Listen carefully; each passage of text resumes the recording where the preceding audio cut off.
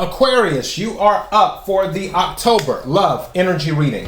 Before I go any further, KIRWKC.com, main podcasting platform. This podcast is carried on Apple, Spotify, Google, iHeartRadio, Pandora, Overcast, Bullhorn, Amazon Music, Audible, and several other podcasting platforms. Please feel free to listen to this podcast on whatever platform is most convenient for you. KIRWKC on all the social media platforms. Okay. So we will start with the Oracle deck and then we'll go into the Tarot. Just know your general reading is already up for October, Aquarius, so you might want to check that out. Also, I did a new moon in Libra reading for the collective. And then I will be doing the money reading for all the signs probably in about a week, give or take. So you may want to be on the lookout for that. Whatever reading that you listen to or watch, take what resonates, leave what doesn't. If it's not your story, don't try to make it fit. I'm just a person sitting here reading the energy and the tarot cards. You know your story better than I ever could. With that being said, let's get started. May I have the energy for Aquarius for October? May I have the energy for Aquarius for October? What is it that Aquarius needs to hear? What is it that Aquarius needs to hear? What is it that Aquarius needs to hear? May I have the energy for Aquarius for October? Woo, that's too many. Wait a minute now. That's too, something's telling me to take this one though. Wow, really? So we just gonna, okay. Okay, so looks like we taking all of them. So let's see what we have here. This just came out for Capricorn. Some of you might be a Capricorn, Aquarius Capricorn cusp. So your birthday may be in January, like around January the 20th or 21st, I think is when Aquarius starts in January. So yeah, like the 21st, 22nd, 23rd, something like that. Also, the number on this card is the number 17. That might be significant for you. And again, it's creative intimacy. The second card that came out, this is full moon in Libra. And protecting your feelings. Number 15, protecting your feelings. Okay, I see why these came out now, because all of these go together. And then the third card that came out, which is also Libra energy, is creating a new self. Creating a new self.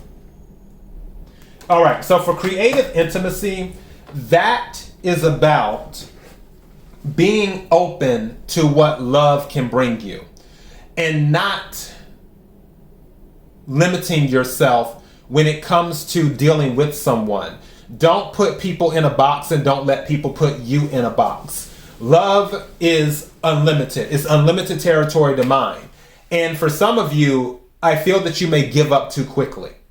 And what this creative intimacy is about not giving up too quickly. It's about sitting down and coming up with creative ways to bring you and your partner closer so you can be more intimate. It doesn't have to be about anything sexual. It can just be about getting to know each other, becoming one with your partner is what that is. Now, in this particular picture, you have the guy who is a painter, and he's literally with his paintbrush painting on the woman's body. And that's just being creative. It's being playful. Not everything has to end with an orgasm. So just keep that in mind. It's just all about building intimacy. Also, it's about building trust too. I just heard that. And I guess the question that you have to ask yourself, do you trust your partner? Does your partner trust you? Are you doing what you need to do to strengthen the trust in your relationship, where you will trust your partner with, where it's like, okay, you know what? I trust what they're telling me, and vice versa, where they trust what you're telling them. Now, for protecting your feelings, I will read that one right quick and do that. Let's see what we have here. Number 15, and this one, yes, Sun in Libra, not full moon, Sun in Libra. And some of you may be dealing with the Libra, especially with Libra coming out twice. All right, it says, I agreed to undress. I bared my feelings first. Then I bared my mind. And I bared my body. My soul, I bared all of myself except one secret something. In that I keep mine, even if I surrendered everything else. And it says, there always comes a time when we find ourselves naked. A willing choice, a risk, even a gamble. Being naked means being vulnerable. It can hurt. It can hurt deeply. It can leave scars.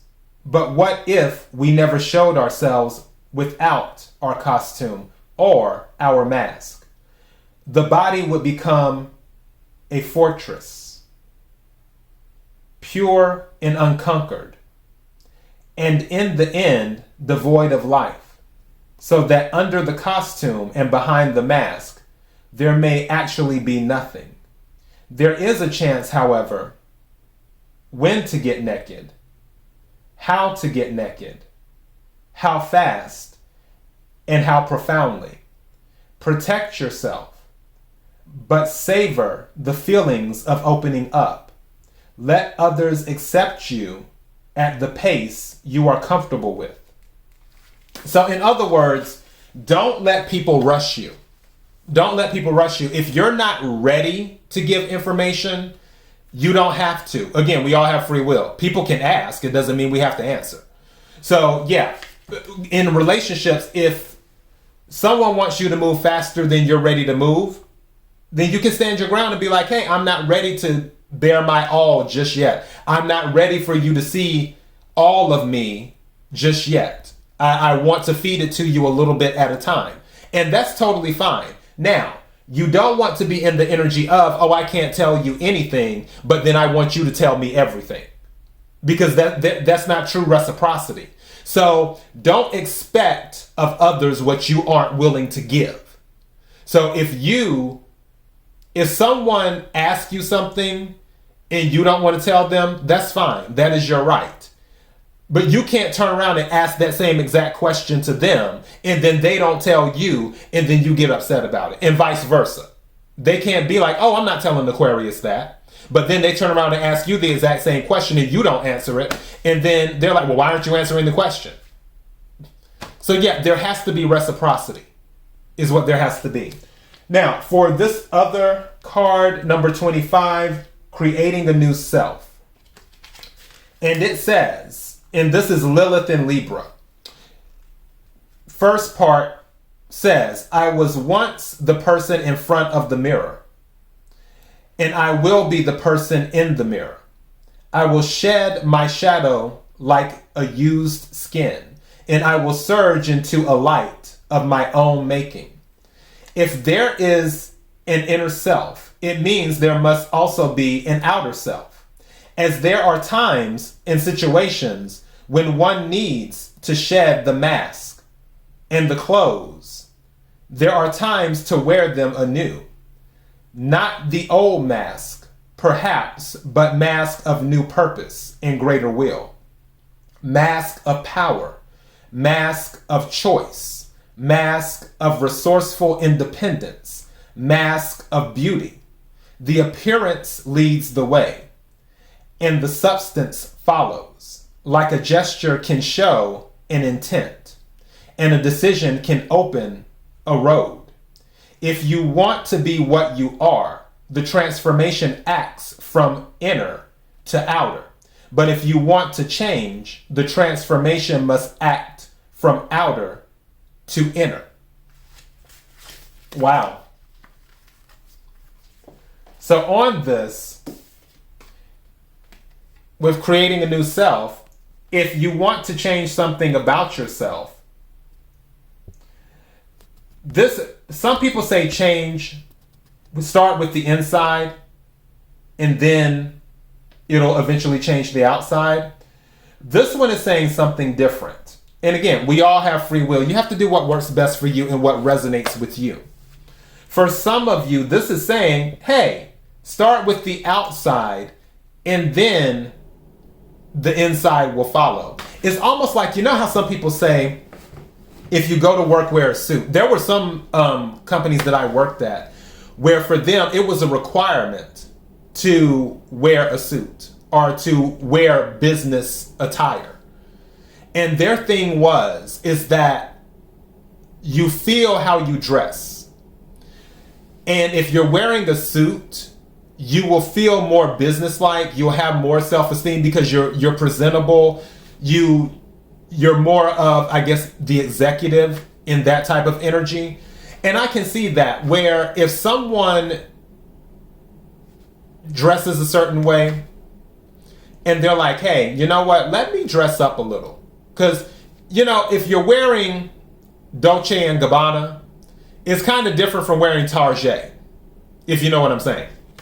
And not saying that one is better than the other, because you can get real good quality stuff at Target. I shop there all the time.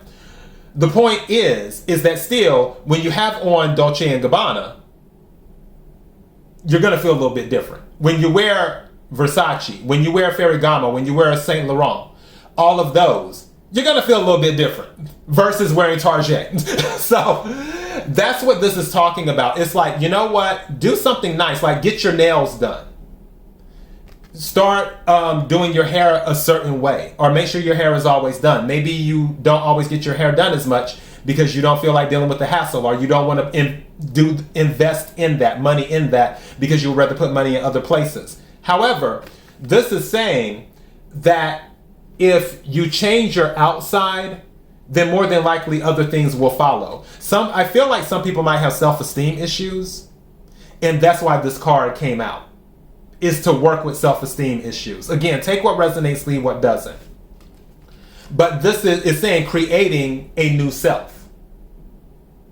And I feel this goes back to self-esteem, something changing with your self-esteem. And to bring in that change, it will more than likely start for some of you with the outer appearance. And I'm not telling you to go get cosmetic surgery or anything like that. What I am saying is, it may be in the clothes. It could be, like I said, something as simple as getting your nails done more regularly, or getting a pedicure more regularly, or getting a facial more regularly. Whatever it is, there may be something concerning the outside aesthetic that if it's changed, it will help build confidence inside. All right? So what I'm getting from this is be more open. Don't give up easily. Don't let anyone rush you in regards to revealing things. And it's okay to change your look, too. I'll take one quick card from the tarot. What's the final message that Aquarius needs to hear? What is the final message Aquarius needs to hear? Can I have a card for a final message to close out? And I got my deck upside down. What is the final message Aquarius needs to hear?